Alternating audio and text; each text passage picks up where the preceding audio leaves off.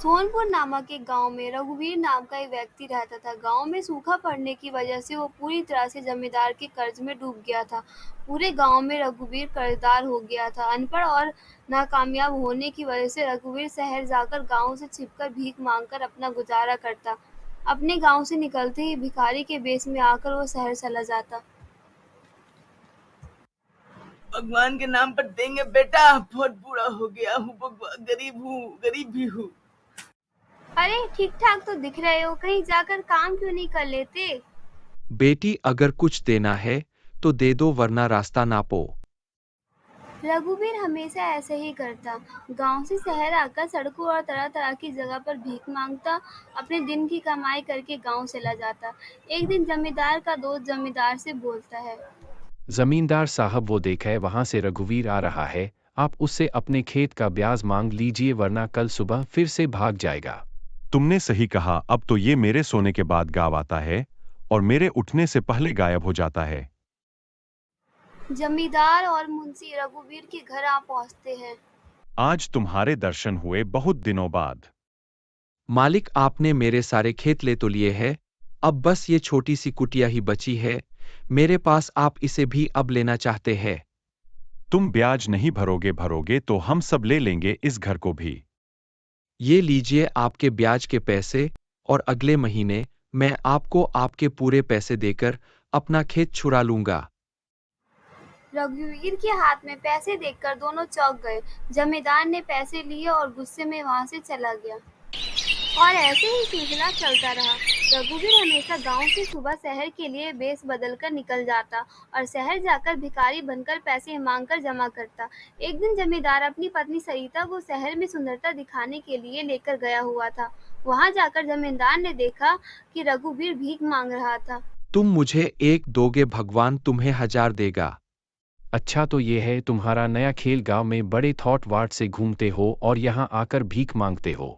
कृपया करें मालिक, कृपया करें, ऐसा ना करें, मैं यह सब बस अपना घर चलाने के लिए करता हूँ।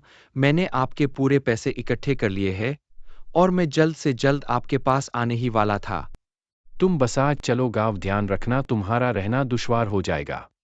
जमींदार और मुंशी ने मिलकर पूरे गांव वालों को ये बात बता दी।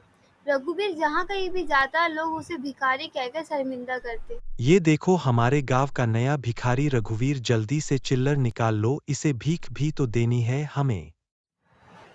पूरे गांव से रघुवीर अपने भिखारी होने के ताने सुनकर थक हार कर परेशान होकर सोनपुर गांव छोड़कर चला जाता है। उस जमींदार ने मेरी जमीन ले ली, मेरा घर ले लिया, मेरा सब कुछ खत्म हो गया। भगवान ने अनाथ भेजा था और इस उम्र में भी मैं अकेला ही हूँ। इस जीवन में रोने से तो अच्छा है कि मैं यह जीवन ही त्याग दूँ। रघुवीर ये सब खड़ा होकर सोच ही रहा होता है, तभी उसको एक साधु नजर आता है। साधु उसे जाकर पूछता है। तुम बहुत परेशान लग रहे हो बालक, क्या समस्या है और यहाँ इस हाल में तुम क्या कर रहे हो? क्या बताऊँ बाबा, मेरी जिंदगी तो बेकार है, मेरा जीने का कोई फायदा नहीं है। रघुवीर अपनी सारी बातें साधु को बताता है। तभी साधु बोलता है। तुम्हारे साथ बहुत बुरा हुआ, मैं तुम्हारी परेशानी समझ सकता हूँ, इसलिए मेरे पास तुम्हारे लिए एक बेहतरीन उपाय है।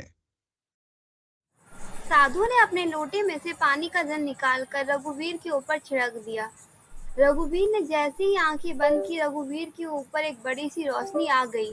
मैंने तुम्हें आशीर्वाद दे दिया है, तुम जब भी कुछ भिक्षा लेने जाओगे वह 4 गुना हो जाएगी। साधु बाबा, मैं कुछ समझा नहीं, आप क्या करने वाले हैं बाबा जी?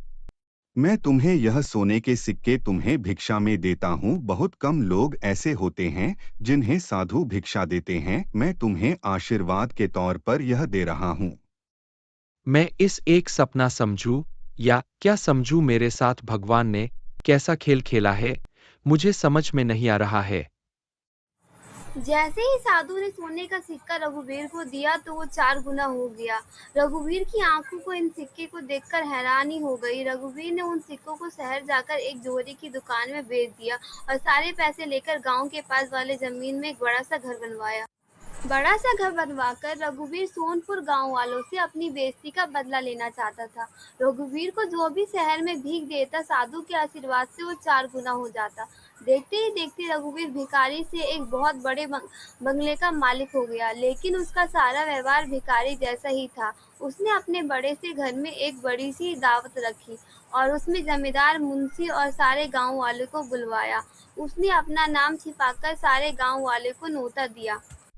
सारे गांव वाले दावत के नाम पर बहुत खुश हो जाते हैं और दावत पर चले आते हैं। उस दावत में रघुवीर अपने भिखारी के वेश में ही होता है। उसे वहां देखकर जमींदार और मुंशी कहते हैं, तुम यहाँ पर भी आ गए, घर बसा नहीं कि भिखारी पहले ही आना शुरू कर दिए। आने दो मालिक, आने दो, अच्छी भीख मिल जाएगी ना इसे यहाँ पर। जमींदार और मुंशी की बात सुनकर वहां पर ठेकेदार भी आ जाता है और वो कहने लगता है, जिसे आप भिखारी समझ रहे हैं, यह बड़ा सा महल उनका ही है। यह क्या बकवास है ठेकेदार, तुम होश में तो? मैं सच कह रहा हूं, यह महल मैं ही बनाया है, रघुवीर जी का ही महल है। लेकिन यह कैसे हो गया? यह तो शहर में भीख मांगा करता था और आज इतने बड़े महल का मालिक रघुवीर कैसे हो गया? मैं तो बस अपने हालातों की वजह से भीख मांगा करता था, लेकिन आप सब अपने कर्मों से मांग रहे हैं। सब कुछ होते हुए भी तुम्हारे पास कुछ नहीं है और मेरे पास कुछ न होकर भी सब कुछ है। रघुवीर की बात सुनकर दोनों बहुत उदास हो गए और सारे गांव वाले शर्मिंदा हो गए और सभी लोग रघुवीर से माफी मांगने लगे। लेकिन उसके बाद भी रघुवीर शहर जाकर भीख मांगकर अपनी जिंदगी जीता रहा।